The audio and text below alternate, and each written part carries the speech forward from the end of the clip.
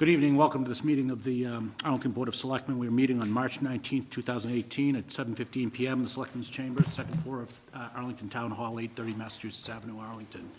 My name is Joe Curo. I'm the chair. I'm joined by Vice Chair Kevin Greeley, Diane Mahan, Clarissa Rowe, and Dan Dunn. And we are assisted ably in our work by our town manager, Adam Chapdelaine, our town council, Douglas Heim, and our staff assistant, Ashley Marr.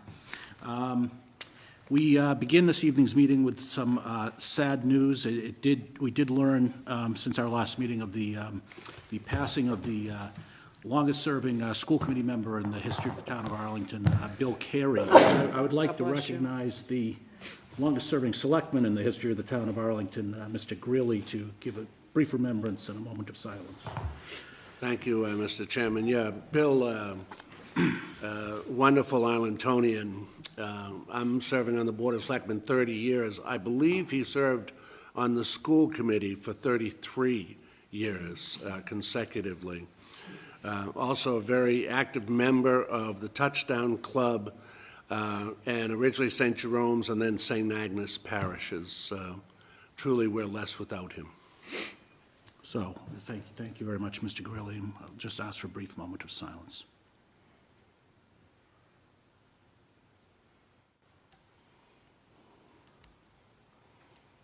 Thank you very much. We offer our deepest condolences to Mr. Carey's family and friends. The first order of business on our agenda is Community Preservation Committee presentation. This will actually be tabled to April 9th. The chair is unable to make it due to illness this evening. So with that, we will move on to the consent agenda. Minutes of meetings, February 26, 2018, March 5th, 2018, request special one-day all-alcohol license 3/2018 at Robbins Memorial Town Hall for the Chamber of Commerce annual dinner, Bethlock Arlington Chamber of Commerce, request special one-day beer and wine license 4/11/18 at Robbins Memorial Town Hall for Communities for Restorative Justice, Frederick Ryan Police Chief and Diana Clymer, Event Coordinator, request special one-day beer and wine license 4/27/18 at Robbins Memorial Town Hall for Dallin School Fundraiser Auction, Jessica Truslow, Dallin School PTO, and request for special one-day all-alcohol license 4/28/18 at Fidelity House, 25 Medford Street for annual fundraiser, Frank Tessitore, Friends, President Friends of Fidelity House. Is there anyone here? Okay. No, sorry. Is there anyone here wishing to speak to any of those items? Move approval. I have a motion by Ms. Mahan, seconded by Ms. Rowe. Any further discussion? Mr. Chair, I need to abstain from the meetings at February 26th. Okay, the vote will reflect that. Right. And so on Ms. Mahan's motion, all those in favor? Aye. All opposed? And with an extension from Mr. Greeley on the minutes of February 26th. Thank you. With that, we move on to appointments. And the first appointments we have are for the Disabilities Commission, Commission on Disabilities. First, we have Paul Check. If you'd like to step to the microphone, just introduce yourself. And tell us why you'd like to serve. And I have a hearing disability, so it's okay. Difficult for me to hear you. I apologize. Okay. Yeah. Yes. Was there a question that Mr. Yes, sir. If you could just tell us briefly about yourself and why you would like to serve. Okay. Well, about myself or about my interest in the Disability Commission. Mm-hmm. Yeah. As you can see, I'm disabled. I've been this way since 2011. I'm an attorney by trade, a trial attorney. The experience of losing my hearing and being fitted with cochlear implants made me very much in tune with the rights of folks with disabilities. There are some serious issues going on in that community that I'm aware of, and when I saw the ad in the paper looking for someone to participate in the commission, I thought I would step up and do it. I'm also on a state council in New York State, which is the State Rehabilitation Council. Oh, excellent. So disability issues are not new to me. Excellent. Thank you very much. Do any of my colleagues have any questions? None? Move approval. Motion by Mr. Greeley, seconded by Mr. Dunn. All those in favor? Aye. Aye. All opposed? Thank you very much for your service. We Thank really you. appreciate Thank you. it. Thank you. Next, we have Darcy Devney. Now, who could this be? Yeah. Good to see you. Thank you. My name is Darcy Devney. I've been volunteering with the Disability Commission for about 2 years now. Mostly, my portfolio is transportation, handicap parking, that sort of issue. And I also hope to do some work on housing in the future. Excellent. Thank you very much. Thank you. Do I have a motion or a question? Move approval. Motion by Mr. Dunn, Second? second by Mr. Greeley, and a question or comment by Ms. I Vaughn. just wanted to say thank you and to the volunteers that you organized for all the work on Mass Ave regarding handicap parking. You all went out and did a yeoman's task. And if there were some men, yeoman's task. And there were a lot of people hours expended on that by largely volunteers, and I've heard from so many people. Usually when I'm going into a business and there's a new handicap spot there, more times than not, they recognize I'm with the town. Sometimes they think I'm with the school, and they're like, you finally did something right. And I said, well, I can't take credit. So this board certainly, and the town manager and others, are very appreciative of that effort. And I can only imagine what you're going to do in your role on this commission. So I look forward to it. Thank you. Yes, Ms. Rowe. As a person with a handicap placard, I thank you. Because it's really so much easier for me to get around Arlington now. I can park in front of my bank. I can park just all over town, and I really appreciate the effort. The Disability Commission is all about access, and that's one of the big access ways you get to enjoy your life. Right. Thank you.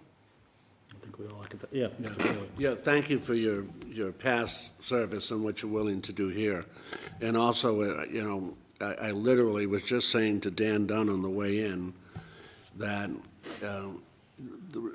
while handicaps are challenging, the one advantage is handicap parking, and it's a significant difference for someone like myself who's imbalanced, as well, mentally more than physically, but having trouble walking.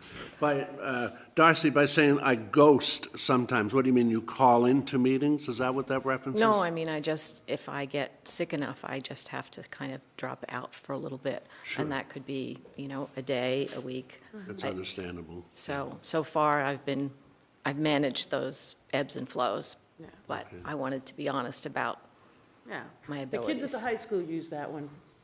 A couple breaks up and the other one, he's ghosting me. She's ghosting me. Just you bench yourself for a little while. Mr. Dunn. I just, for both of you, I appreciate the work that the commission does, and I really thank the fact that you're volunteering to help it. The feedback that we get from the commission is very valuable. And later on, just in case you didn't know, later on tonight, one of the things we're doing is we're voting on the CDBG funding for the year. Curb And cuts. not just curb cuts. So we've got a lot. There's more than usual in curb cuts this year, but we're also recommending $70,000 for an update of the ADA compliance plan. Yes. And so we're going to be working on that. When I say we, I mean, You are. the town will be working on updating that plan as well. And that type of activity comes from feedback from the commission. So thank you.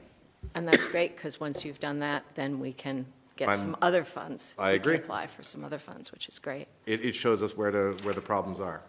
Yep. And I don't think I can top anything that my colleagues have said. I echo the entire sentiment. So on a motion by Mr. Dunn and seconded by Mr. Greeley, all those in favor? Aye. Aye. All opposed? Thank you very much for your Thank you. Thank you. willingness to serve again.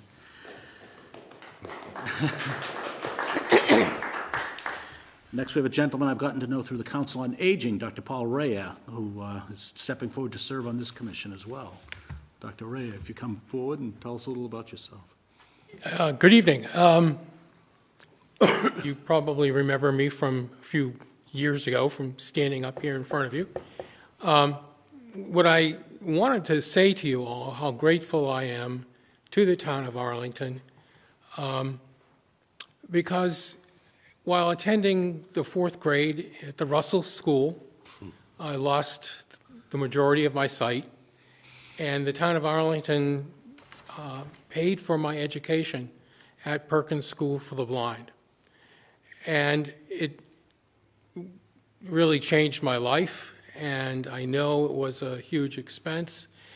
I went on to earn a PhD in psychology and had 40 years work experience as a clinical gerontologist. and now I want to try to give back to the town.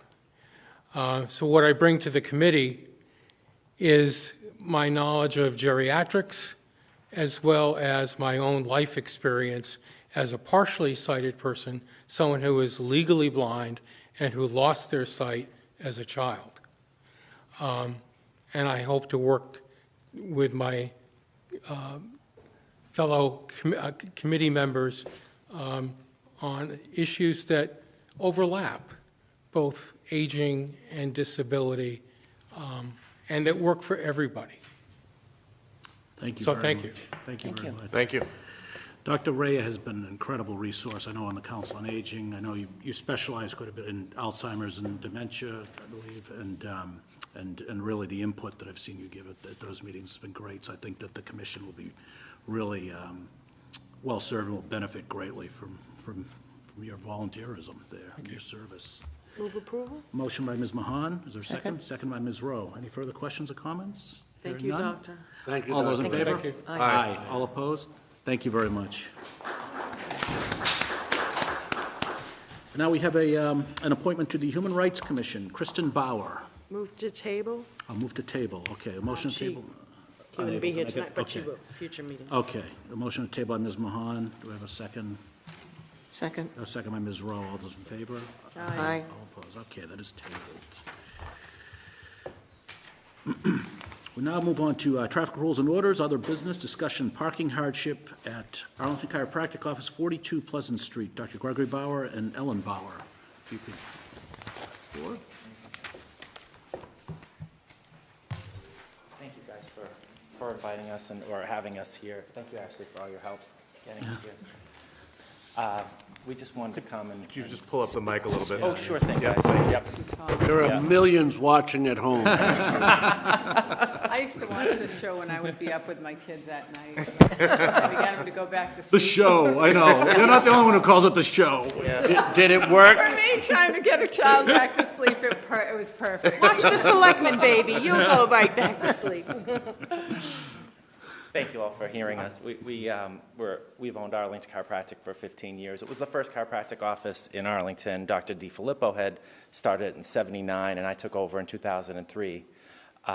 So we've had Arlington Chiropractic for 15 years. We moved to Pleasant Street about 10 years ago, and for 9 of those years, we had 1-hour parking out front of our office, which was great because we treat a lot of people with individuals with disabilities, a lot of older individuals, and a lot of people with chronic pain. And so that was always great because it was a high turnover. And then last year, when it became 4 hours, it really got tough for us. And it was harder, I believe, for the ticketing officers to police because we've had people out there for 8-10 hours, most likely employees of different, companies in the area. Mm-hmm. So the 1 hour was much easier for them to police, and they did an effective job, and it was a great turnover. But since the 4 hours, we understand it was a good thing for the center overall, but all we're asking for is perhaps that 1 hour spot be returned to just those 2 or 3 spaces. It's really nicely placed in between, so it would be just a 1 hour sign for a strip that's, no longer than this room. Makes it hard for the elderly, especially at wintertime when the sidewalks are slippery. We do have not a lot, we have a few people with MS that, we have wheelchairs that need to come in. And mothers, hate to talk about children again, mothers with the baby on the hip, Strollers. pushing the stroller, and then if they have to come, sometimes they have to call ahead and say, we can't get there for our appointment right now, we're looking for parking. And the 1 hour turnover, it was wonderful for, to help serve our patients. And we do try to serve our patients from the moment they park their car to the moment they leave our office. We really care about people. Thank you. Has this come, I'm sorry, Mr. Manager, I'm going to go on the spot. Has this come to the Parking Implementation Governance Committee? So the committee has discussed it, and absent further guidance from the board, the committee has held hard and fast to maintaining the whole outline of the Arlington Center Parking Management Plan. I certainly understand the challenge there. they're facing. But I think the concern would be that if the board starts to make one exception, then there will then be dozens of exceptions requested throughout the district. So that's the consideration we take. But should the board ask the committee to give it further review, we'd be happy to do that. Are the spots under consideration bracketed by other 4-hour spots, or is it the end of the time? Bracketed. You could throw, excuse me, I'm sorry to interrupt, you could throw a rock to the other 1-hour spots. If you just go slightly down Pleasant Street, there's 1 hour again. It's right next to us. It would flow. Okay, I saw Ms. Rowe first. and then Mr. Could there be a handicap plate there? That could be a consideration for the board. Because I go to another chiropractor in Arlington. Oh, great. And there's a wonderful space right there for me when I get out, and that might help. And that would help you with your disabled. Yeah. Yes. Mr. Curley? Yeah, so I will go look at this. I'm sorry I didn't before tonight's meeting, but what streets are you between? Where is 42 Pleasant? Where are you? It's 2 doors down from Cambridge Savings Bank. It's between Swan and that apartment. Lombard, the 60 Pleasant Street Okay. complex, yeah. Okay. But the little spots were. Lombard is the next. Oh, yes. And is it 2 or 3? And you said It can be both. 3 It with can be small 3. vehicles, and it can be 2 with If somebody pulls large up, vehicles, then yeah. it's Based on how 3. people park as well, sir. Yeah, they're not striped as individual spots, I don't believe. Yeah, Ms. Mahan? I definitely respect the Parking Governance Committee's work on this, and I understand the precedent, but when I look at these individual cases, we have some convenience stores or other stores like that are on Mass Ave that ask for 15-minute parking. That would be Bagels great. are us. And I also like Ms. Rowe's idea of perhaps having a handicap parking spot there. But what I'd like to do is, and I would take each request at face value. You know, if you look at the clientele that they're serving, this certainly is amenable, you know, versus something else. If another medical use came in or something like this, I'd look at it the same way. So what I'd like to do is maybe piggyback on Ms. Rowe's motion to maybe refer this to the parking division of the Arlington Police Department through the manager with the suggestion that we'd like to make this area, if it's 2 or 3 spots, make 1 handicap and the other 1 or 2 1-hour parking. That would be my motion. There's a motion by Ms. Mahan, is there a second? Seconded by Ms. Rowe, is there further Or discussion? I'm adding to you, whatever's Whatever, easier. doesn't matter. Is there a second? Mr. Dunn? Oh, Yeah. Is the motion asking to adopt it or asking for a recommendation to come back from the parking? To do it. To do it, okay. And if for some reason the police department said, you know, it would be much more manageable just to make it all 1 hour or make one of them handicap, which one it should be, stuff like that. But I'm trying to get it some way that, So you're saying to do it barring objection by the traffic, right, as a, have a parking division? thank Okay. you. Mr. Dunn? Are there any other businesses on that block that you're on? The town of Arlington has business offices Yeah. right Town there. council. Yes. They have They 3 have their little 3 spots. that they must have rented or worked out an agreement with the Yeah, so they building. have 3 spots, but They're all set. I don't think they need the on-street, you know, usually I think it's folks who work for the town that might be in there town for a attorney. few hours filling out paperwork. But I don't, I'm struggling with giving the parking implementation subgroup, like, I guess the answer is that if we're giving them this exception to handle, then the next exception, we're also going to be in that same place, and we're going to also have to sit here and make that decision ourselves. Or we're going to have to give that subgroup a framework to make these decisions in the future. I'm actually, and I apologize, I think I was referring it through the town manager to the parking division of Arlington Police Department, That's what you said, correct. and have them go out, because they have the traffic rules and orders, and they may say this is the best thing to enforce down there. Well, we have this parking implementation subgroup that we created that Steve Byrne did a lot of work on. And they, like, I'm going to call it normalized a lot of our rules. Like they removed a lot of the hodgepodge of rules and they put the meters in and they made the rules like uniform by zone with, they applied a bunch of, rigor to those zones. And we're saying in this case, paid parking, we're saying like, we're going to throw away the rigor in this case because of this exception, because of this good reason. And that just makes the parking implementation subgroups life harder down the road. And it makes our life harder down the road, which I'm okay, obviously I'm okay with when it's doing the right thing. So I guess I just want us to be clear that what we're doing here is we're creating an exception to this rule, and there's going to be somebody else, and then we're going to have to figure out what criteria we're using to give those exceptions. If you don't mind, and then Mr. Greeley, I understand, and I think you're right, we're probably making it more difficult, but I think we do have to look at some situational cases too. I mean, yes. You recall we had this situation with the loading zone, for example, and the parking implementation group had looked at that and they'd try to find a solution to a loading zone. And then we actually adjusted the recommendation based on a situation with the abutting business. So I get it, and I think we do open up a little bit of a Pandora's box, but I think if we're clear that the intent here is because of an abutting medical use and a use that's frequented by individuals with disabilities, I think it does.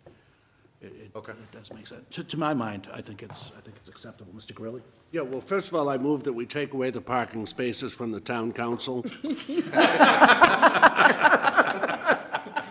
I'm sorry. You can go ahead and give them back to the condo association back there if you like. No, I mean, parking, since I've been on this board, it's amazing to me how much time we spend on parking, and that will never improve, at least it hasn't over 30 years. I'm going to vote against Mrs. Mahan at this point, though I love her. And if it passes, it passes. If it doesn't, I'm going to recommend that all we do at this point is we put a handicap space there, leave the other space as a 4-hour space, but ask through Adam that we do indeed make sure that we parking enforce, that there isn't a car sitting there for 8 hours. So anyhow, that's what I think. I'm sorry we can't do it for both spaces, but I think at this point as a first step, and if we enforce, I mean, the letter, you have people there for 8 hours, that's wrong, Yes, but even 2 hour, 4 hours, sir, respectfully. I understand. 2 hours a day. For 9 years, it was 1 hour. We're just asking that it be returned. And if I Because can it's just like a strip. It's separate from everything else. So if I pulled up, like Bagels R Us, like 15 minutes, I get it, I have to be in and out. It's just it's just a little strip, and I understand the people who put all their hard work into this, I do. I think if, we would have voiced this before that change, and maybe that would have made it easier if we were able to come forward and say that might cause a hardship on us. Yeah. And just in defense of the original motion, and I still love you too. Sure. No, anyways, I want to say like about a block and a half, 2 blocks away, it is a little bit hodgepodge on Pleasant Street. There are 1-hour parking signs. So I understand the need for uniformity and things like that. And I know from talking to Floyd and others in the traffic enforcement unit, it is easier and more manageable doing the 15:30, 1 hour, 2 hours versus the 4 hour. So it's easy to say, well, do the 4 hours, we'll make sure they're out there in 4 hours, 1 minute. But if you look at the matrix of what actually has to happen and what that traffic enforcement officer has to do, to be back there in time and the way their routes are set up, because, they have GPS things and stuff like that, it really would be it would be extra effort, cumbersome, and taking away from other spots. And again, like I said, I can't say demographically that's for people, but geographically in that area, it already is a hodgepodge, so. I'm still inclined to vote for your motion, but I am curious, do you have a sense from your patients, roughly, and obviously some of your patients have, injuries that are temporary and Absolutely. you're treating, and some would qualify for a disabled placard. Do you have a sense of what the breakdown roughly, just, Well, with people with chronic pain, older individuals, Yeah. and individuals with disabilities, if we put those three groups of people together, Yeah. and not to disinclude the moms with the double strollers. That's what I was Those, fighting for. those but- three groups together would be maybe 30% of our practice. Okay. And we're very busy. We have 4 doctors that care for a lot of people. so 1 in 3 is about right, you know? So, Yeah. We wouldn't be here if it really hadn't been a huge change. When we saw 4 hours, we were like, wow, why? Why didn't it go to 2? And then we just figured people would We kind thought it was of going to be not. okay. You never just hear from us cycle again. You it never through. heard from us before. We'll never bother you guys. That's all right, we like you. We like you. okay. We don't like your kids, but we like you. Yeah, yeah, no, either do I.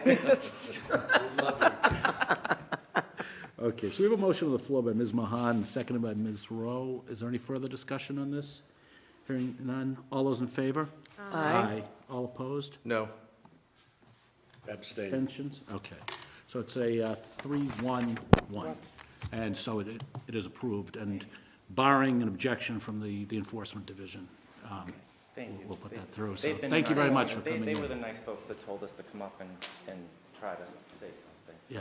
hopefully it'll go through. Thank you very much. Thank Thank you so very much. much. Thank Best of you. luck. We now move on to agenda item 10, for review, 2018 Spring Special Town Meeting Warrant. Mr. Heim. Thank you, ladies. Thank you, Mr. Chairman.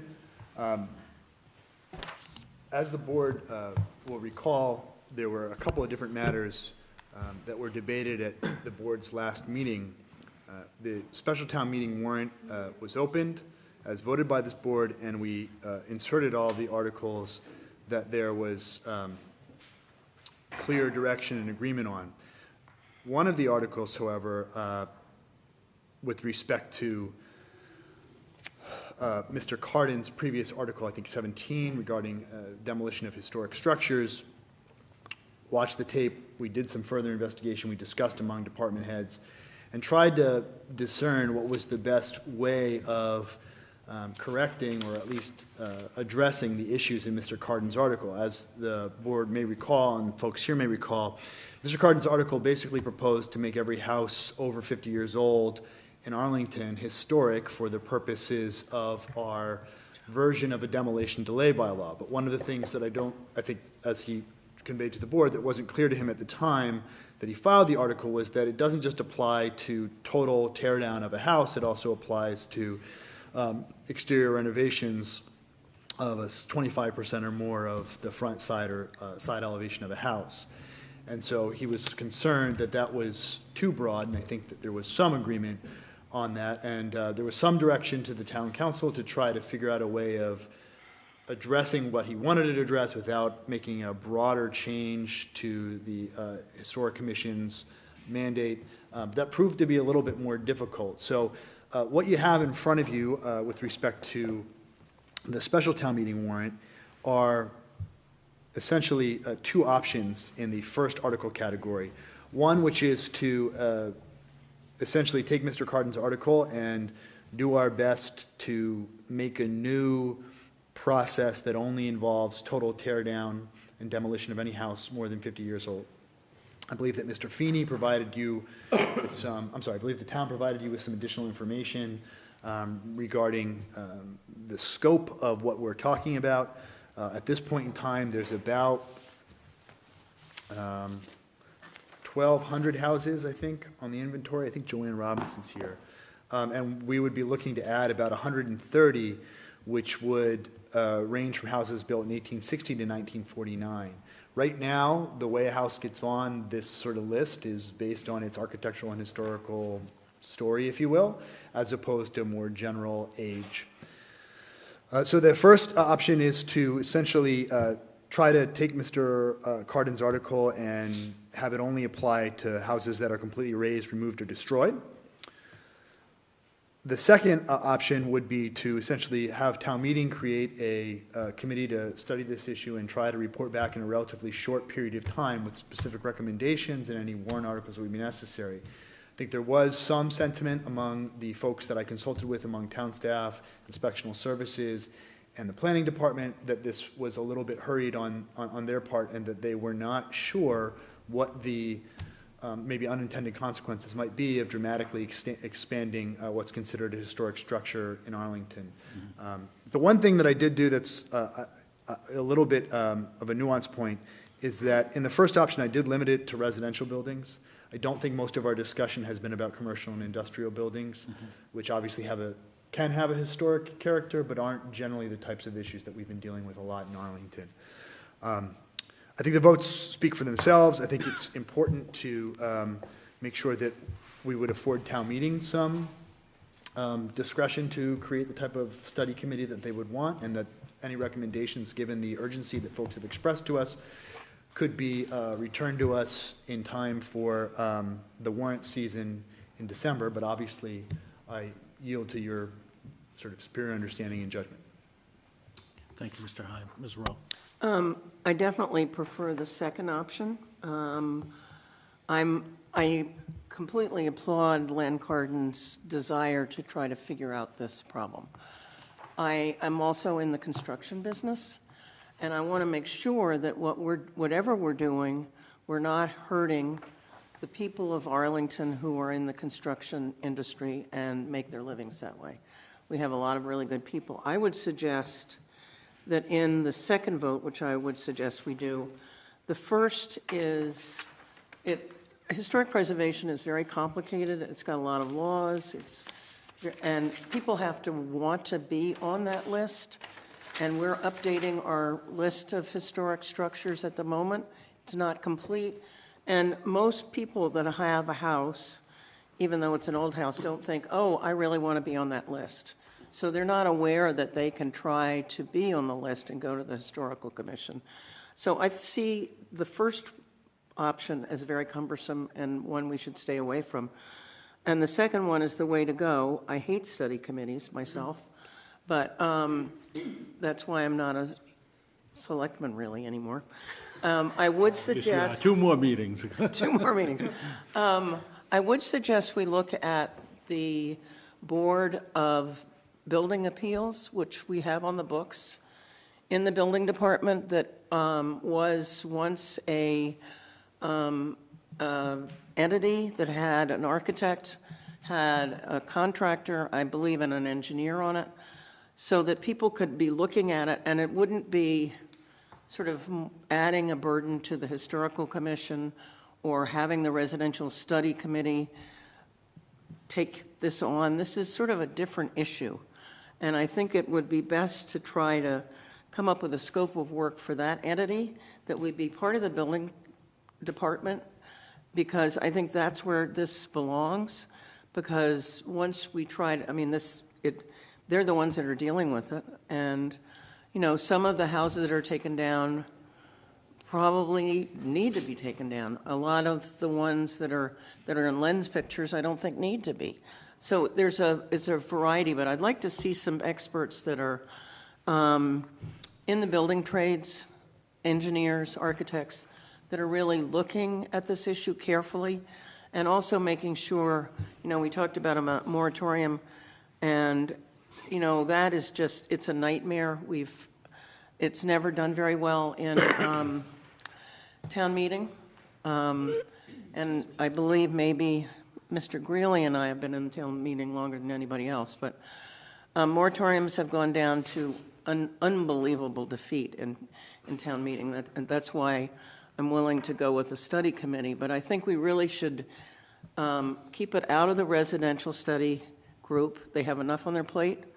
Have it be another committee, and have it be a committee of people that are in construction, that are engineers, that are architects, that could really look at the building and understand what its attributes and non-attributes are, and then also have a process for the neighbors that are in that neighborhood that can come and say, we want to save this house.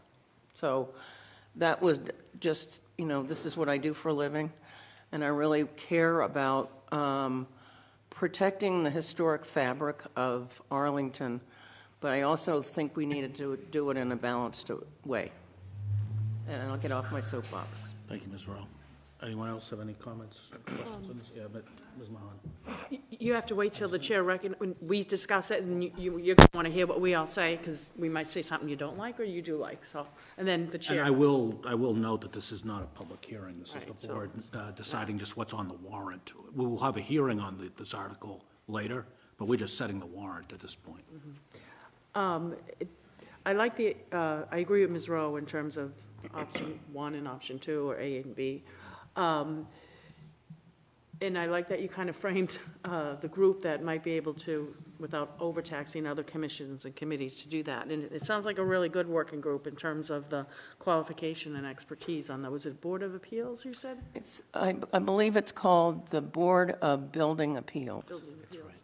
Along with any input with the chair and the town manager, anyone else. Yep. And then also perhaps with the caveat that, because I know people are anxious, we certainly are, in terms of, dealing with this issue in as timely a fashion as we can, but making sure we're not so expeditious that awful phrase, unintended consequences, that gets used far too often. But perhaps the committee could also be charged with maybe being prepared for a special town meeting in the fall. Right. So Yeah. if I could just interject, I do want to I probably should have framed this a little bit better. I mean, we are, and I apologize to you, I apologize to everyone else here. I mean, we're really just setting the warrant right now for the special town meeting. That's I why I would say on suggest- option 2. Yeah, or so, B. so I think what we're looking for on this particular one, we actually have a choice of which language to go forward with on the warrant itself. And then we will have a hearing on that article. And then we have a number of other articles as well for the warrant. So I No, want to agree. I want to just make sure we're framing that So was that your properly. motion, Ms. Rowe, that I can second, to go with Or go with option the B? second So I option? would second that. Okay, there's a Thank motion by you. Ms. With Rowe, seconded by modifications. Ms. Mahan. You're right, Yeah. Is there any further discussion on this? Mr. Greeley. Mr. Grillo? No, I Yeah. agree, but I would like a better definition of who are the members of the committee, and I certainly agree with, we want neighbors, we want a lot of different Right. groups represented there, including ourselves, yeah. So I think that's probably the food for thought for all of us to think Right, about agreed. as we move towards the hearing and our recommended vote, which will, do you know, Ashley, when the hearings will be scheduled for the special? I don't. Is it 20, yeah, 20, 26 or later, April? Probably later. probably, yeah. Okay. Next week's the 26th. Next Oh, week's the April, no, 26th. oh, I thought you meant- I think we're okay. finishing up the annual, Okay. Probably the 9th. April 9th. probably yeah. April 9th, we'll then hear on the warrant. Is there anything else on the warrant that anyone, we have several other items. We have the extending the recreational marijuana moratorium. I'd note the need for administrative change to the title. Yes, sir. Yeah. Just a spelling thing, yeah. You don't like Mr. Heim? extending? If I may, very briefly, Mr. Chairman, I just want to summarize the other things in the warrant, especially since Ms. Rowe just said that we hate moratoriums, which I generally agree with in the sense that it's obviously a very drastic relief. We're only proposing to extend the zoning bylaw amendment on recreational marijuana, that puts in a recreational marijuana moratorium, because the Cannabis Control Commission's regulations were just promulgated on March 7th. They haven't even been officially published yet. They changed quite dramatically from their draft regulation. There's a lot of additional work and examination to be done. Currently, our moratorium expires in the summer. So we would be taking it to December of 2018, which is the sort of last date that the Attorney General's office has approved for that. The other articles that were inserted, I don't know if the manager wants to speak on those, are again further efforts that we're recognizing that we've heard from this board to try to find tax relief mechanisms for seniors in Arlington predominantly. Did you want to say anything about those? Really, not much more to say other than just that, at the request of the chair, these two articles, the one on property tax deferrals as well as the means-tested senior tax relief, would go beyond statutory authority currently granted to cities and towns to extend even further the relief that we could give to senior and income-limited residents, and we thought this a timely opportunity to take a look at these before we get into the next year's worth of discussions about overrides and debt exclusions. Yeah, and I'll just give a little more context. Some of you might have seen a week ago, last Sunday, there was an article in the Boston Globe regarding the senior tax deferrals and how much they vary across communities and such, and they're not always well tapped into. So I did ask the manager if you could take a look at what was possible for us to put on here to consider. So we'll consider that at our hearing in April as well. Thank you. Mr. Chair? Yes. I'm sorry to interrupt. Ms. Mahan mentioned for the study of the demolition of historical residential buildings, allowing for a report back earlier than the 2019 annual town meeting.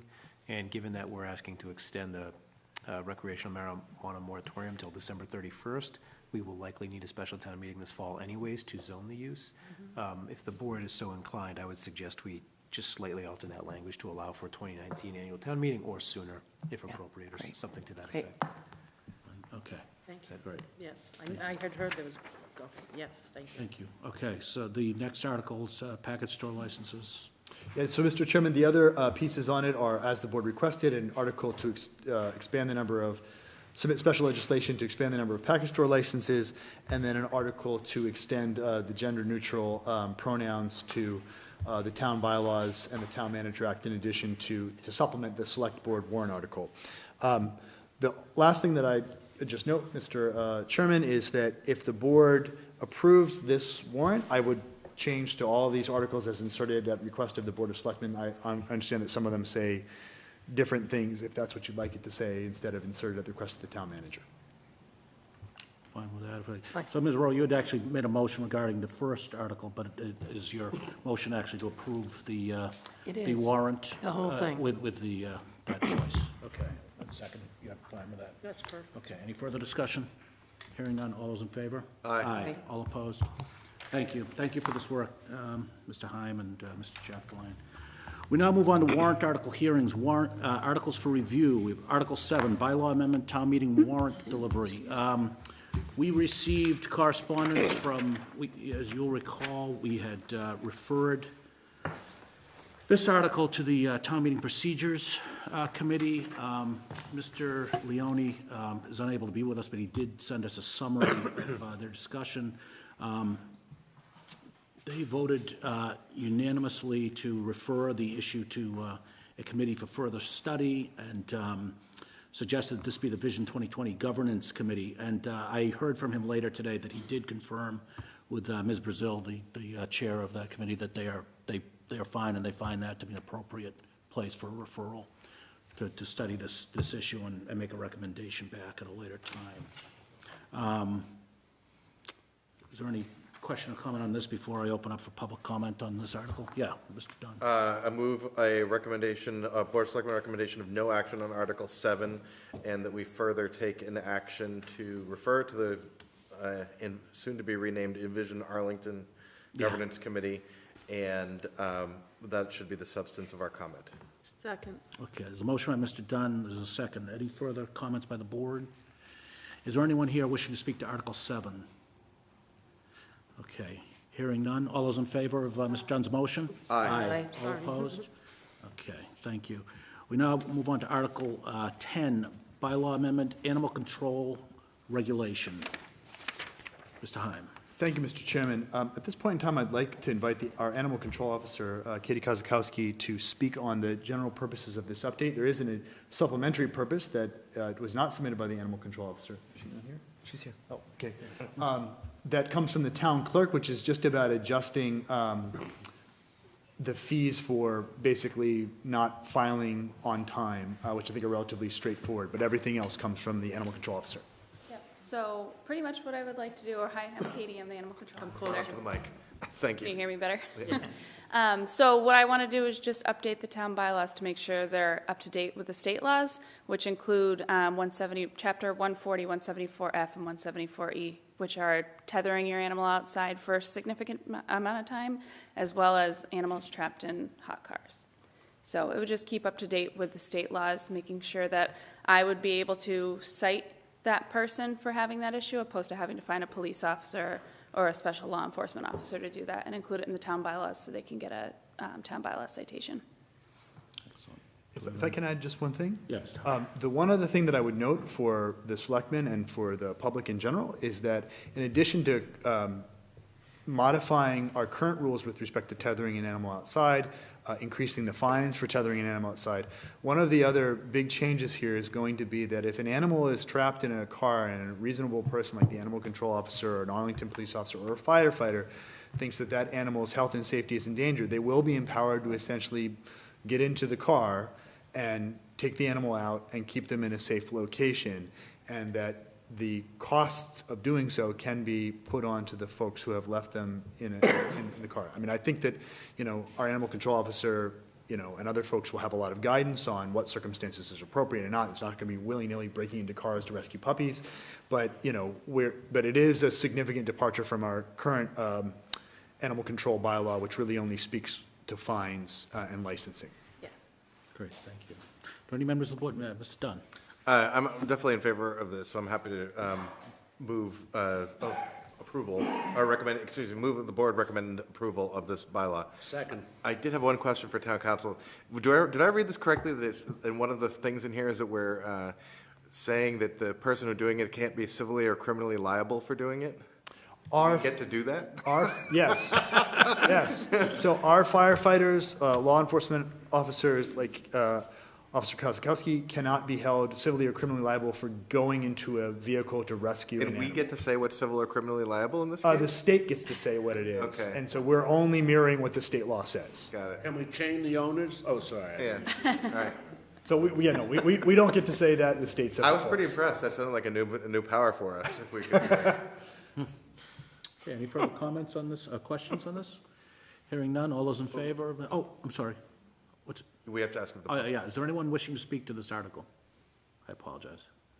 Hearing none. All those in favor of Mr. Dunn's motion? Aye. Aye. All opposed? Thank you very much for coming in. Thank you very much for your work. Okay, we now move on to Article 15, bylaw amendment, noise abatement, tabled from 2/26/18 meeting. Mr. Heim. Thank you, Mr. Chairman. You have two additional pieces of information available for tonight's meeting. The proponent of this article, Ms. DeMola, was unable to be here. I did speak with her. She also spoke with Board of Selectmen staff. I'm going to try to, as best, represent what her further sort of arguments and discussion points are on this. My understanding is that she had some childcare issues in terms of being able to make it tonight. But in short, you have a memo from Assistant Town Manager Jim Feeney, which highlights the number of noise complaints, where they've been attributed to, that provides you as much information as we were able to glean from the police department on that score. As Mr. Feeney noted, there are some limitations in the sense that it's hard to subjectively know, looking backwards, what is a reasonable amount of noise. Someone can file a complaint because something's objectively awful in terms of noise, and someone could file a complaint because they're just really bothered by what's otherwise a pretty subdued dinner party. There's also some data that Mr. Feeney was able to obtain with respect to the specific complaints about on Crosby Street, in terms of the number of times the police were called and the number of dates, which I think is there before you. Ms. DeMola wanted me to distribute a ordinance from the town of Ashland, which is a fairly comprehensive nuisance noise ordinance. It covers some of the same things that are already covered in Arlington. It also does, under section 204(5)(c), cover what's called domestic noises, where those infamous leaf blowers are present, as well as a subcategory that says no person shall play music, either live or recorded, which interferes unreasonably with the quiet enjoyment of a neighbor's property. And any event, private or public, with an outdoor ban will require notification to the police department.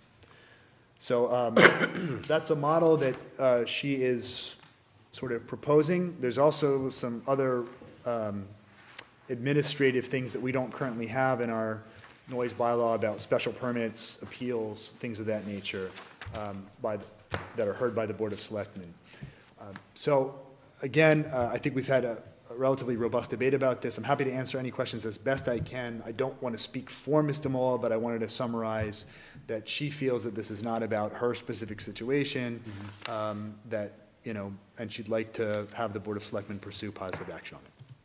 Thank you very much, Mr. Heim. Thank you for your summary, and before I recognize my colleagues, I know I've told the town manager this, I do always appreciate the comprehensiveness and the clarity of Mr. Feeney's memos. These are extremely helpful in looking at this issue.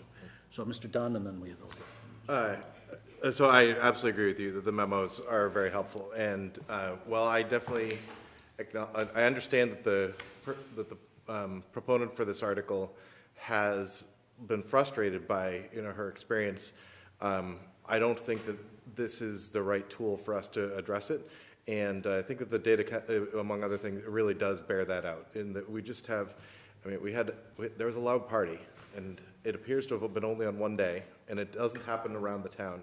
And I think that anything that we do along the lines of changing the noise violation are going to be much more infringing upon people's rights about their own property than it is upon the improvements of solving the actual solving problems. So for those reasons, I recommend no action. The board recommend no action. Okay, there's a motion by Mr. Dunn. Is there a second on Mr. Dunn's motion? Second. I think Ms. Rowe featured. That's fine. Ms. Rowe, second. Yep. Ms. Mahan. And for all those reasons, as well as all the hairs on the back of my neck went up when I saw under the 2045C, I think was what you cited from the resident, having served on, along with Mr. Greeley, the leaf blower committee many years ago. You had to bring it up. And I wouldn't want to touch that again with a 20-foot leaf blowing pole because it took a lot of, but we did learn from that process, and when we got the group assembled together, and basically you had two sides basically had drawn a line in the sand and weren't going to move, and then those of us left in the middle. And I think we worked out a really good compromise as well as went above and beyond. So I just got a little nervous when I heard that, so I certainly would have, but I agree with no action. Okay. Seconded by Ms. Rowe. Okay, there's a motion and a second. Anything more? Is there anyone here wishing to speak to this article? Article 15. I will also be voting no action. I'll note that the memo points out that basically there are 0.79 calls per week on average annually on this type of issue, so. And most of those calls are during times when it's already prohibited. Yeah. So really, there was only 2 calls Yeah. that happened during the hours that we're talking about making a Yeah. regulation for. Very good point. Thank you. Thank you for pointing that out. Okay. Hearing no further discussion, all those in favor of the motion, no action? Aye. All opposed? Okay, no action passes. We now have Article 16, bylaw amendment, time of town meeting sessions, which was tabled from the 226 meeting. Mr. Leone also addresses this in his memo, and he notes that the Town Meeting Procedures Committee voted unanimously to submit a recommended vote of no action. They noted that town meeting has voted on this 3 or 4 times in the recent past, and it was defeated each time, and that one of the considerations has always been that this board, the Finance Committee, Capital Planning, and the Redevelopment Board often have to meet before town meeting to come up with either adjustments to the recommended votes or other business that's necessary for the conduct there. Mr. Greeley. Yeah, I recommend no action, having nothing to do with the Town Meeting Procedures Committee. This Board of Selectmen sets the date and time for town meeting. So, period, I move no action. Okay, there's a motion by Mr. Greeley. Is there a second? Second. Seconded by Mr. Dunn. Is there anyone from the public wishing to speak to Article 16, start time of town meeting? Hearing none, all those in favor? Aye. All opposed? It is unanimous. Thank you very much. We now move on to Article 17, bylaw amendment, demolition of historic structures. I thought that we had voted a no action vote on that. I'm sorry, Mr. Chairman, I think Mrs. Kropelka's notes had it as being tabled, but I think that, if, We voted no action. We had asked you to Okay. take the action that we took this evening on the my apologies, Mr. No, Chairman. no, my apologies, I should have flagged that. Okay, we now move on to Article 23, endorsement of CDBG application. Ms. Joe? Yes, I think okay, Yeah. okay. So just to clarify what happened, the board actually voted no action on Article 17 on the annual town meeting, at our last meeting. However, we also voted to refer to Mr. Heim to draft a warrant article for the special town meeting so that we can have another hearing on the reformulated article. A couple agenda items ago, we approved the special town meeting warrant. So the special town meeting takes place within the annual town meeting. We will then be, so all that list of things, marijuana moratorium, senior deferrals, and all that, those are all on the special town meeting. We will be scheduling hearings on those probably starting around April 9th. They will be posted, but that will be the actual hearing on the article. We had actually disposed of our, so I apologize if you were waiting for Article 17 because we had actually disposed of it. I called the office today and they said I'd be able to speak, so I have a minute. Yeah, you could have 1 minute on it because it was our mistake on and I apologize for that. I'm Joanne Preston from 42 Mystic Lake Drive, member of the emerging Webb Cowart Neighborhood Preservation Group. What I want to say is I think it's an excellent idea to have a committee. I just wanted to make a few comments based on what I heard on TV last week about it, which means I would think their residents, I think it was commented that there weren't that many tear-downs compared to the population of Arlington, but they're concentrated in certain neighborhoods, like Park Street. I recommend you all drive down Park Street. It's had 11 tear-downs. It's not a long street with these cookie-cutter driveway in the front. They go way down under. Replacing some really lovely houses. They're modest, but they're lovely. Like, I know it's been questioned, maybe these houses should be torn down, but it's not what the neighbors think. I also want to make a few other comments. In our neighborhood, we've had, within 4.5 blocks, we've had 7 tear downs. And what these neighborhoods are is they're zoned for 2-family. But they have a lot of 1-family, and they have a lot of mixed kinds of, and they have lawns, and even the 2 families are on top of each other, so they have backyards, and they have trees, and grass, and flowers. These don't. And for instance, it was also mentioned that maybe you get more tax revenue, but you also, if you have more people, you have more services. And I calculated the last 2 tear downs on Webb Cowart Road. Before, there were 1 person in each house. They each had 1 car. So 2 people, 2 cars. We now have 16 people. 8 of them are children going or soon to go to the schools. 8 cars. So it's much denser, and it costs money.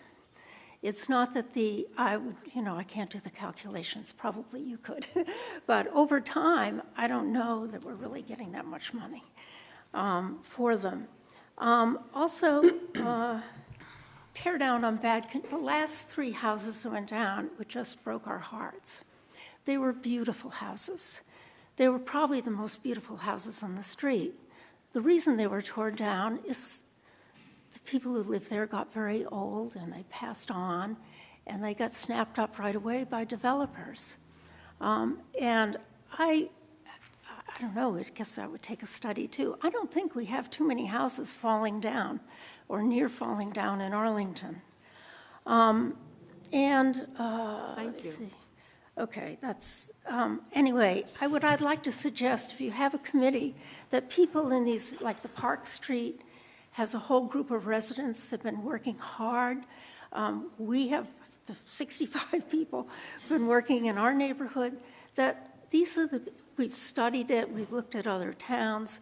I'd like some of these people to be the committee. And of course, we will talk to us. We will be hearing it, so Yeah, I think you'll April have 9th, when we hear Okay, I that, just wanted to- our recommended vote will take into account a recommendation of the composition, likely to town meeting. Yes, I mean, I'd like it to be thank more you. than just hear a few residents. Okay, thank you. Thank you so Okay? much. Thank you. Thank you. And in the interest of fairness, was there anyone else here who came expecting a hearing on Article 17? Seeing none, okay, thank you. I apologize, Ms. Wayman. So now we move on to Article 23, and thank you. Article 23, endorsement of CDBG application. Great. So good evening, members of the board. My name is Julie Wayman. I am the Community Development Block Grant Administrator for the town. So tonight, I'd like to present to you the CDBG subcommittee recommendations for 2018-2019. This year, the CDBG subcommittee used a structured grant evaluation criteria to score each of the applications as we reviewed them. The lowest possible score for applications was a 7 and the highest a 21. Scores for the applications ranged from a 9 to an 18, with the majority of the applications in the teens. The grant evaluation criteria was included in this year's CDBG application, and each question in our application corresponded to one of the 7 grant evaluation criterion. This exercise really ensured that as we walked through the applications, we were using the same criteria to review them, and this really did help to make some funding recommendations. As is true each year, the public service category is again capped at 15% of the annual grant and 15% of the program income from the year prior. This year's public service cap is $167,833,000. While determining the public service funding recommendations is always challenging due to that statutory limit, this year we are happy to report that we've recommended that every subrecipient receive at least what they received last year, if not more. We would also like to highlight that while the Council on Aging receives over 57% of the public service funding category, we were still able to increase the funding recommendation for the Transportation Enterprise Fund beyond what had been requested for this year. I would also like to highlight 3 of the applications from this year's pool. The first is a project by the Department of Public Works. So each year, this department, in collaboration with the Disability Commission, applies for funding to install ADA-compliant sidewalk ramps. This year, they submitted an additional proposal for ADA-compliant sidewalk ramps and sidewalks specifically for the Sunnyside neighborhood. With this funding, we recommend that the project would complete over 30 sidewalk ramps and over 2,000 feet of sidewalk.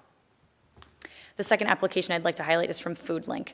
They have applied for community development block grant funding for the past 3 years for their food rescue and delivery to the Arlington Housing Authority locations.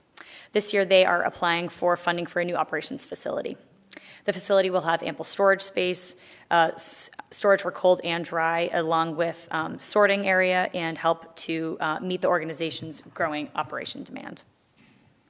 The third application I'd like to highlight is from the Conservation Commission, who, in partnership with the Department of Planning and Community Development and the Recreation Department, applied for an ADA-compliant trail at Spy Pond Park, which is part of a larger CPA-funded Spy Pond Park improvement project.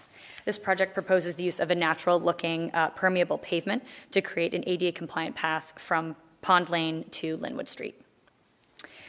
In conclusion, and as a reminder, though these are our recommendations, there is a possibility that the federal allocation may be more or less than what we have estimated. And so for that reason, we've included a contingency plan in the recommendation to town meeting. We will know more this fall about what the actual allocation will be. I am happy to answer any questions you might have. Otherwise, I would ask if you to vote to move our recommendations to town meeting. Thank you. Mr. Dunn. So first off, just to remind people that this board plus the town manager is actually the board that distributes this money. So we take a vote tonight, we actually are making, and then we send it along to town meeting for advice and so to speak. But we're actually a vote of 6 when we take this vote. Thank you for reminding me of that. Yeah.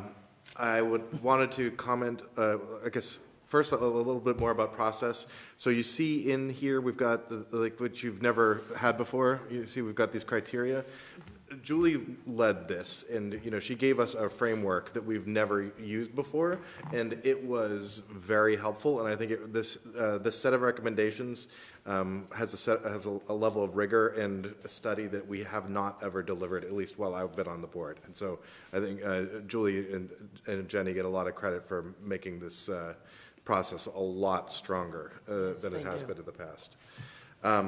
For the actual recommendations themselves, so we used some one-time money basically that we had It was basically in a reserve account and for various reasons got allocated. And so that's why the amount that we're doing this year is actually higher than we have in the past. Because in past years, we've been facing a year-over-year decline. And this year, we have a one-time up, whereas we do not expect, we have no expectations that that's going to continue. And I also, just to repeat something that Julie just said, there's one allocation in there at least that we actually gave more than they asked for, and that was for the Council on Aging and Transportation, which I think that there, in some ways, there's a common wisdom, well, if you ask for more, then they'll cut it down to size to what you can do, but there's also, if you make your case right, then you can get more money even if you didn't necessarily ask for it. I mean, we're only talking like $2,000, but at the same time, Means a lot. it does. It's a lot of nickels and dimes. It is, and in terms of like when the number of like it's like $7 per ride, $2,000, and I'm not sure $7 was the exact correct number, but it's on that order. It makes a big difference. To that point, I would note that will be helpful, because I know that there was a legislative earmark that's being used partially for some enhanced transportation needs, but it runs out at the end of this fiscal year. It runs out June 30th, so this will help when that cliff is hit. It'll help to ease that transition. I definitely wasn't familiar with that. I think that's all additional color I wanted to add. What I missed? No, I don't think he missed anything. It was an incredibly well-organized program, and the spreadsheets were wonderful. Thank you. No, it was very well organized. I thought it was like that all the time. But it was excellent. Will be from now on, right? Wonderful. And wonderful staffing. It was great. And Jenny kept our feet to the fire with the grant evaluation criteria whenever we got off track. Absolutely. Any more comments from fellow board members? Nice work, Julie, and the subcommittee. Well done. Thank you. So I have a motion. I guess I'm going to make two motions. One was a vote of 6 and one was a vote of 5. And so the vote of 6 motion is that I move that we approve these community development block grants as recommended. And then I'm going to make a vote that we recommend that the Board of Selectmen incorporates these into our Selectmen's report for whatever article number we're on. 23. There's a motion by Mr. Dunn. Is there a second? Second. Second by Ms. Rowe. Is there anyone else wishing to speak to this article? Hearing none? Okay, I guess we'll split the motion, I guess. So the motion of 6 to approve these with the town manager voting. All those in favor? Aye. Aye. All opposed? It's unanimous. 6-0 vote, Ash. 6-0 vote. Now there's a 5-member vote of the Board of Selectmen to recommend this to town meeting for endorsement. I should clarify that although we approve these funds, it has been our practice that we do go to town meeting and we do ask for endorsement in the interests of transparency. So on that motion by Mr. John, seconded by Ms. Rowe, all those in favor? Aye. Aye. All opposed? It's unanimous. Thank you very much. Thank you very much for coming in and for all your work on this. Thank you very much. Very much appreciated. So we now move on to final votes and comments. Articles for review. Article 8, bylaw amendment, addition of certain delinquent municipal fees. Article 14, bylaw amendment, tree preservation and protection. Article 18, home rule legislation, appointment of town comptroller. And Article 19, home rule legislation, municipal finance department. And I will administratively include, if it is permissible, Article 17, which I think had been placed under the hearings, but I think it was destined for. I'm sorry, Mr. Cure, I don't have a vote and comment on it. Okay. I'll have to draw one out. Okay, so I will not include it, yeah. And if I may make 2 other points. One is, with respect to that pesky delinquent fees, it continues to be a thorn in my side in trying to figure out exactly how this is supposed to be articulated. When I looked at the warrant, I never would have thought that was going to be the thing that I was going to work on the most. I'm sorry that I don't have one there. We're still working with Christine Bongiorno to try to figure out exactly how we can best articulate that. Okay, and we'll then table that with no objection. And I know that on the tree protection bylaw, Mr. Dunn wanted a blank for what we are going to insert. I know that Ms. Stamps from the tree committee is in attendance tonight, and that she did want to, if the board was so inclined, to make a suggestion on that specific number. Ms. Stamps, you prepared to speak to it? Yeah, thanks.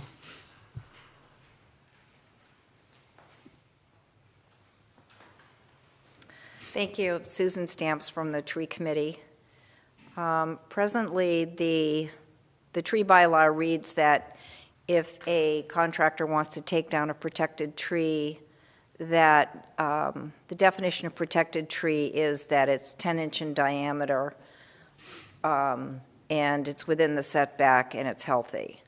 And we originally wrote the bylaw to say that it would be 50, that the mitigation fee for if a contractor wanted to take down a protected tree, it would be figured at the rate of $50 per inch of diameter, because that is what the tree department at the present time, and at the time we wrote the bylaw, is charging contractors who want to take down street trees, if they're allowed to, which usually they aren't these days. But in any event, but in the interest of simplicity, the version of the bylaw we ended up with simply used what the cost would be to replace the tree if it were the minimum size, the 10-inch, using the $50 per inch, so it was $500. And so the mitigation fee in the bylaw that passed town meeting a couple of years ago was $500. So a contractor, if they wanted to take down a protected tree, would either replant another tree on the property of a size 2.5-inch in diameter or greater, or would pay $500. What we found is that, by and large, not a scientific study, but it does appear that the contractors are pretty much all taking down the trees and paying the mitigation fee. But what we've also found out is that $50 per inch of width really does not cover the cost for the town to replace the tree. When the town does its spring planting this year, and it will buy bare root trees instead of ball and burlap, when the bare root are cheaper and the town gets them wholesale.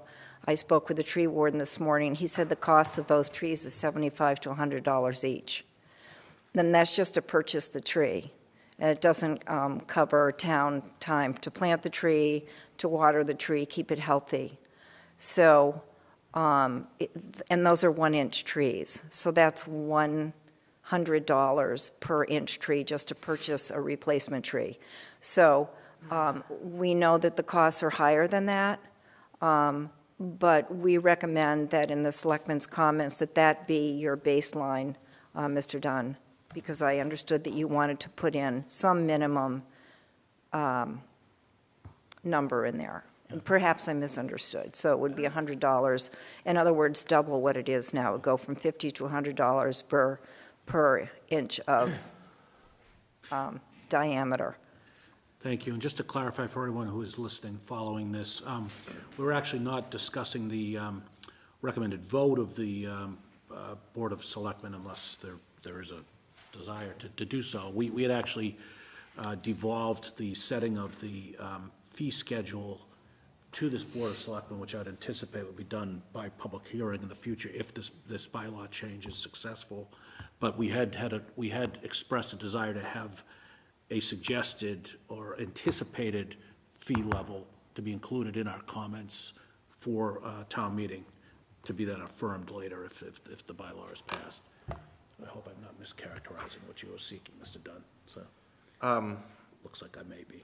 Well, definitely, I see Adam's signaling, but I'm going to talk for a minute anyway. What I was definitely after is I want to tell town meeting what the intent of this board is. Yeah. And so to a large degree, I think that means we have to have the public hearing itself and set the rate. And let's assume the town meeting is going to support this. And if they don't, that's, it's like we wasted some time at a hearing, but that's okay. It will be I don't think of it as a waste of time because it's going to be very expository information for town meeting.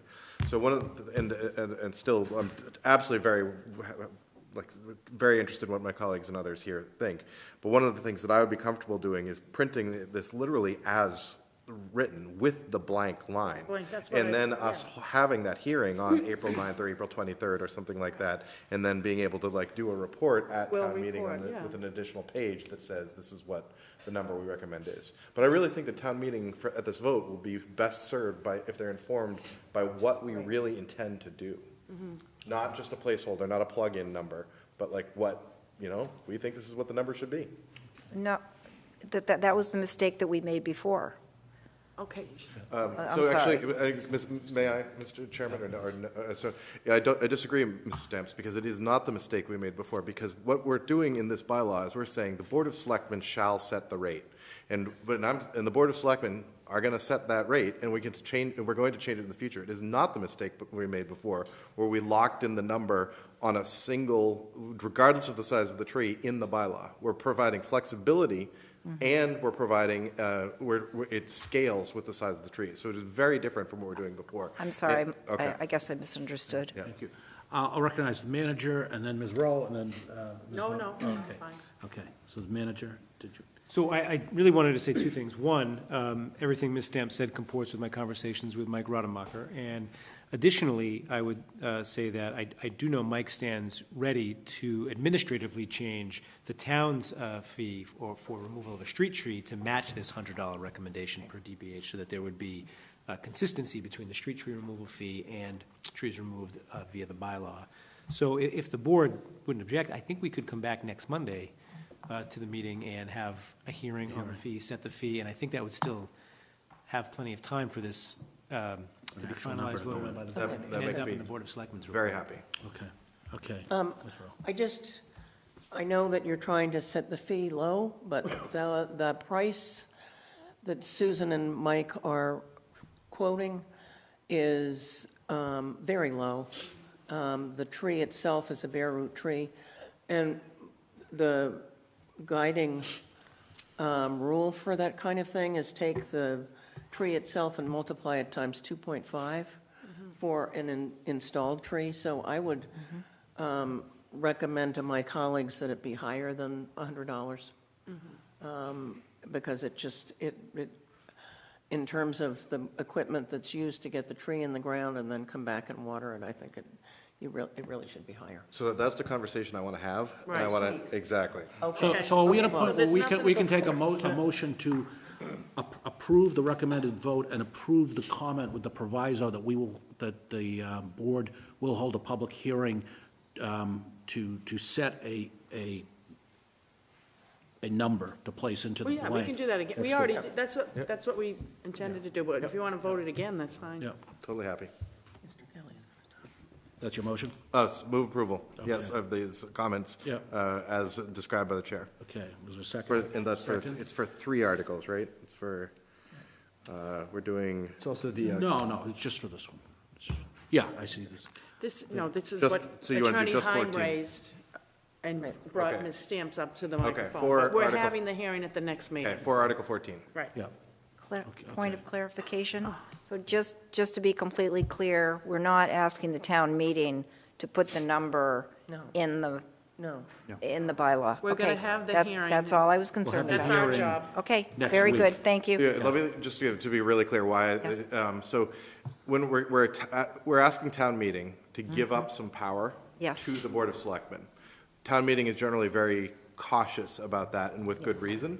And so to help town meeting make that decision, I want to show town meeting, like, just lay out all the facts. This is what the Board of Selectmen will choose.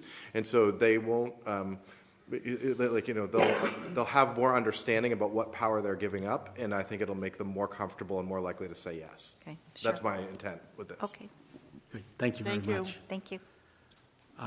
Sir, I see you have something to say. You're welcome to come to the mic, just with the understanding that this is not actually the hearing to set that fee level. Not even an I agenda. apologize. That's okay. I'm Jim Kelly, 31 Hutchinson Road. The point I think that should be made on this is that this act is to preserve trees. Yeah. And if you do set the fee at $100, you're way too low. If you went and bought a 10-inch tree in a nursery, Clarissa, what would it be, $5,000? Have to Okay? get it in the ground, yep. Right? Just to buy the tree, okay? And that size tree goes in the ground at 3 times the rate of the tree. That's a $15,000 tree installed on the job.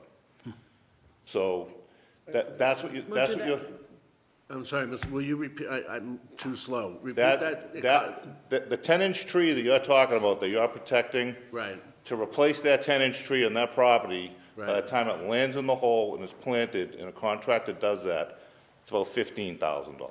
Right. Okay?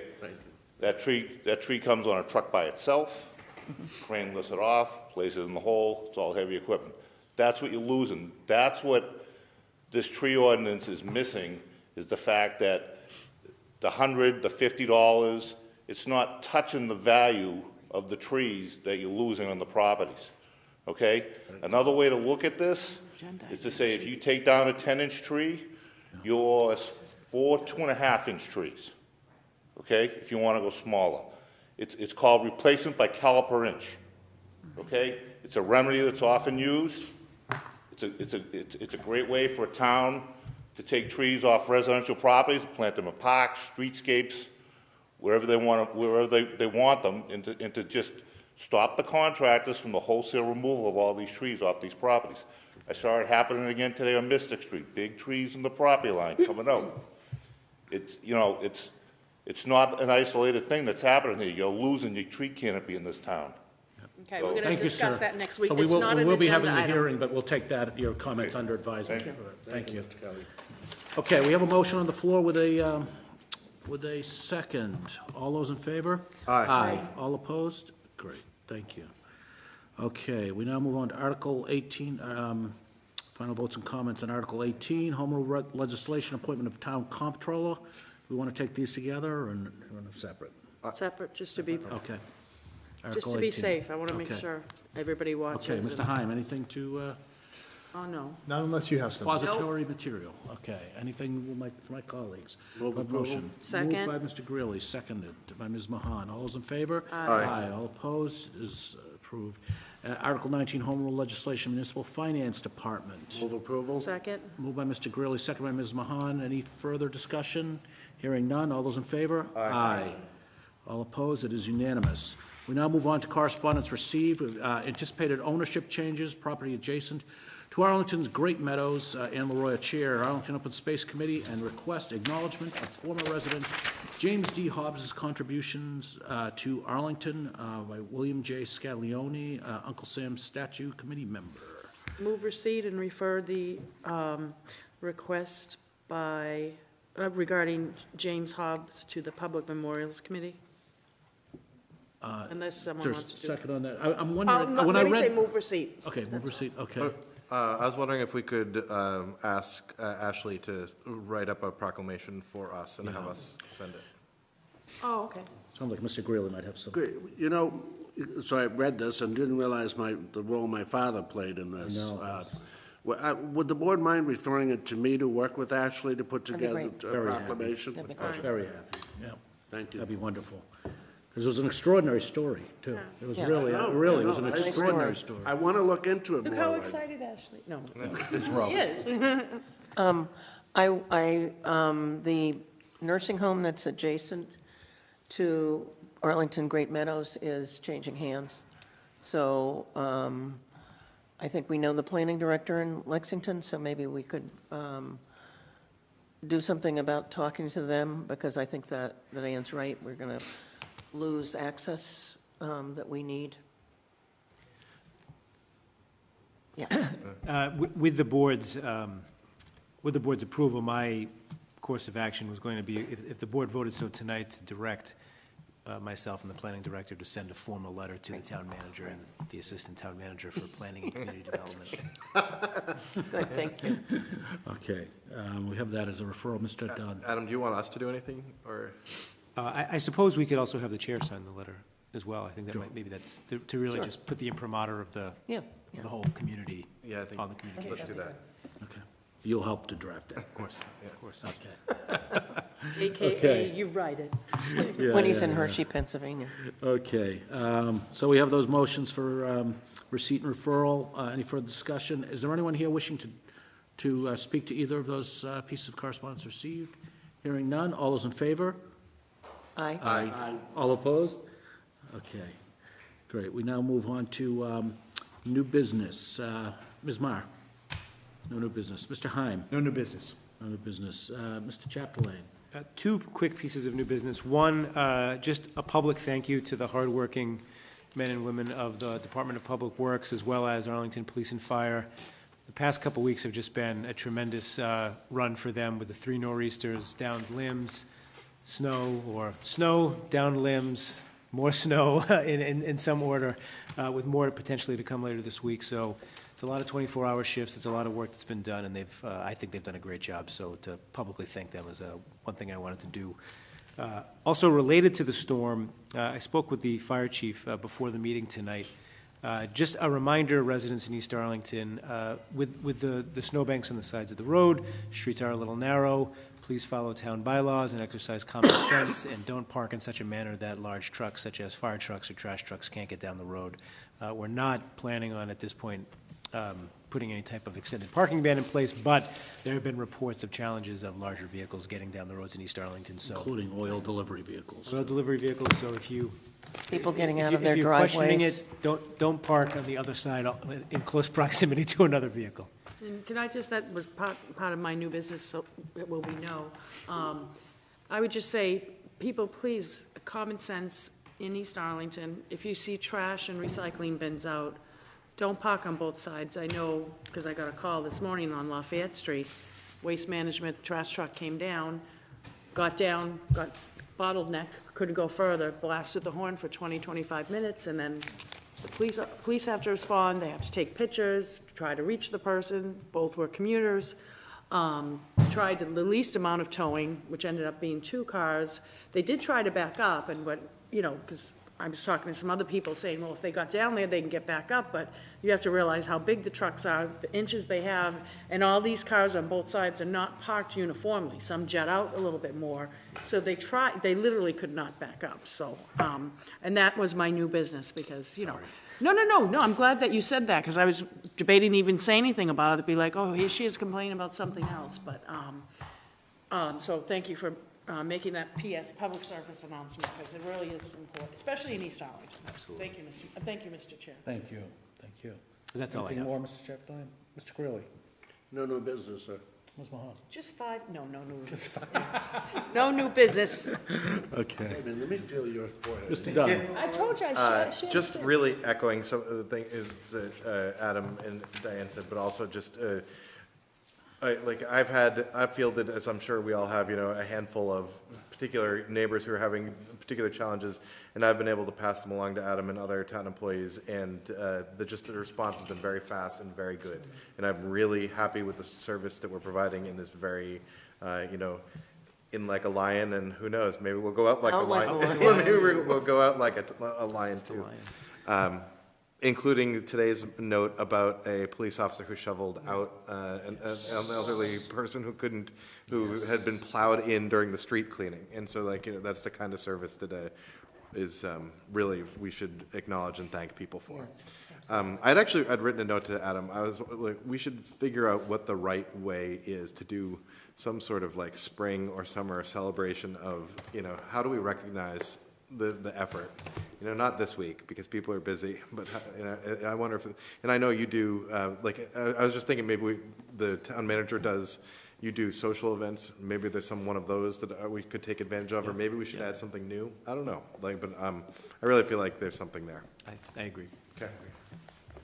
Maybe we can revive the Selectmen's Honors Award and Well, we special do them- segment in there. we do I think them every- we're about due. It's every 5 years, right? Yeah, Yep. I think we're about due.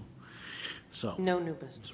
Okay, thank you. I just have a few things. Just a reminder, I am collecting the evaluations on the town manager. If you could get them to me, and I will consolidate them and work with Ms. Malloy on that. And speaking of Ms. Malloy, I want to thank her. Been working with her, Mr. Pooler, Mr. Morris, Mr. Denizio on the first round interviews for the comptroller. We'll be completing first round interviews this week. I feel pretty confident that we will have someone to send forward to second round interviews. I do know that there have been expressed desire on the part of some of the board members to bring forward 2. I'm not 100% sure we'll be in a position to bring 2 before the board, but I do feel pretty confident that we will have someone, unless they drop out. We have had some people drop out of the process partway through. But, so I should have more on that next week because we're finishing them up this week. That's first round, and then they move on to second round, and I know that they're an assessment. Could I ask why people have dropped out? I think it's personal reasons. Personally, okay. Yeah, So that doesn't- yeah, I mean, this is all, No, it's not. obviously, this whole thing is sensitive because you do have people applying whose employers don't know that they're applying. No, I understood, yeah. I didn't know whether they watched the selectmen's meeting and.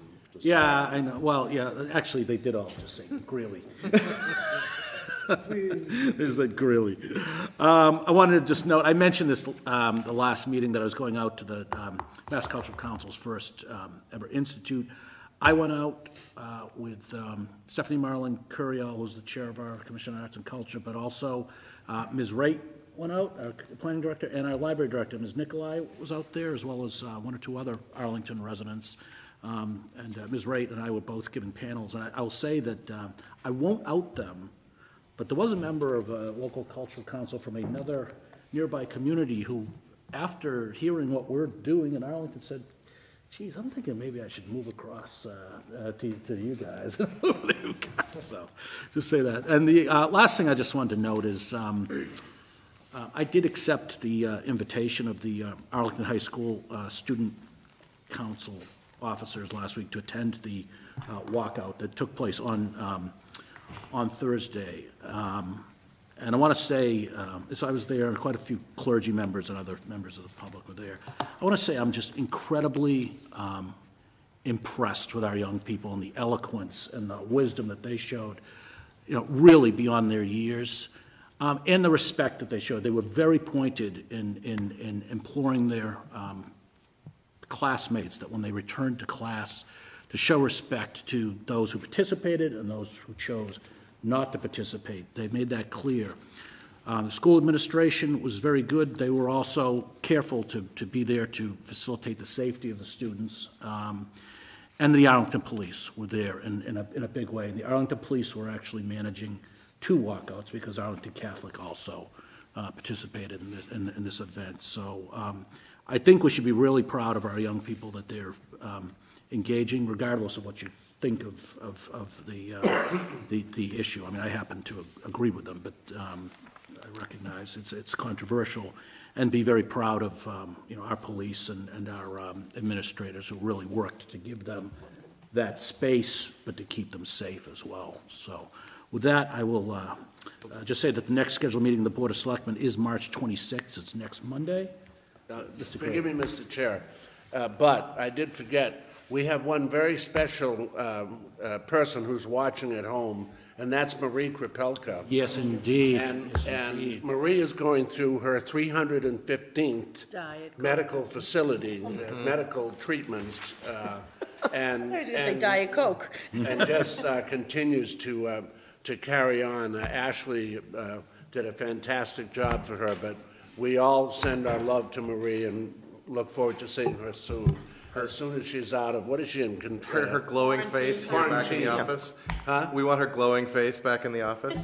And Next her, Monday, she tells me. The Yeah. doctors tell her 3 weeks from Monday, but Right. Marie says, no, I'll be there and next she, Monday. and her good diet is really helping her health.